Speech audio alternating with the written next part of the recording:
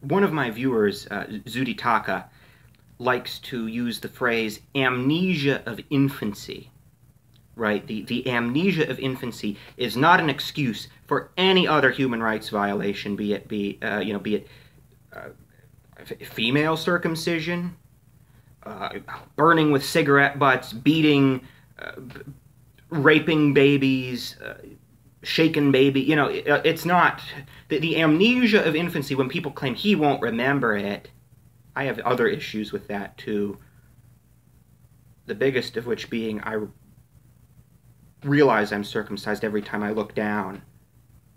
This remember it stuff is just nonsense. He doesn't remember it stuff, that's just nonsense.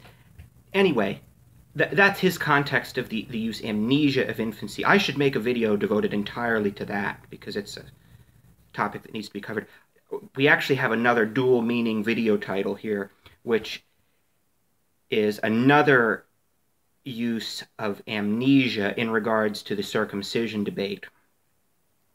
And that is the amnesia that the circumcision discussion and the discourse, the public discourse on infant circumcision, particularly on the medical field's end, there's an enormous amount of amnesia that is permitted to happen in regards to the entire issue. Mainly the fact that the early promoters of circumcision, the early doctors who were promoters of circumcision, like Sayre, the founder of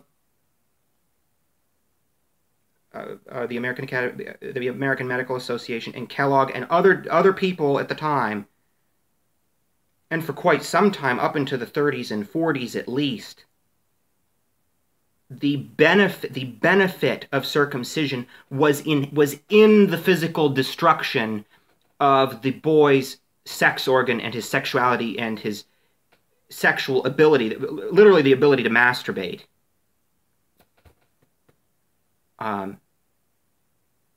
It's like that goes completely not acknowledged by the medical field. And the fact that all these claims of actual medical benefits are after the fact, very late to the game as well, after the fact justification for circumcision. Again, it came very late in the debate. And they're just allowed to act as if this never happened.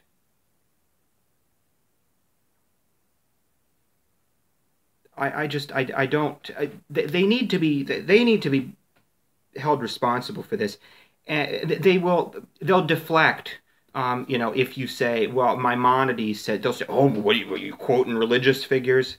Well, in many ways, Maimonides was quite correct in his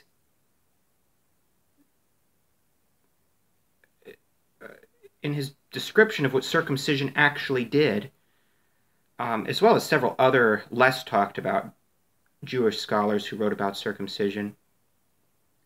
And it is actually quite terrifyingly disturbing how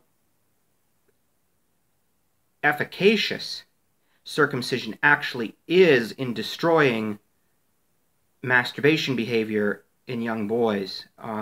This is an aspect that goes almost completely untalked about.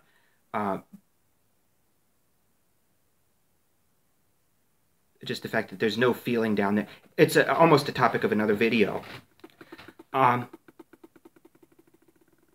We need to hold them to account for this. This needs to be brought up during debates on circumcision. We need to point the finger at them and tell them that for years and years and years and decades, you said that the beneficial effect was in destroying children's sexuality. Why is it? What's the change? What changed? They need to be called to account. So, tell me what you think on this point. This needs to be brought up more. We cannot let this amnesia about the original intent of circumcision to prevail during the debate. This must be brought up. So tell me what you think, folks. I'll talk to you later. Bye-bye.